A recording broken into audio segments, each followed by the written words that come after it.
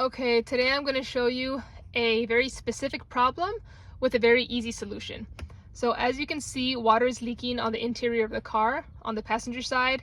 That is due to the drainage plug being clogged. Normally that's with leaves or any kind of debris.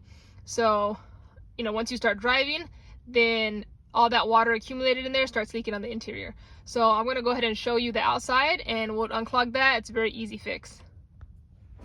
Okay, so you're gonna go ahead and pop your hood. If there's any tabs here, go ahead and take them off. I already took mine off.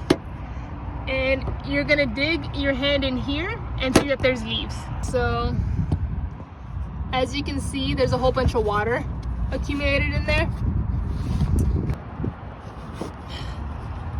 Okay, you see that? The drainage valve is right on this side.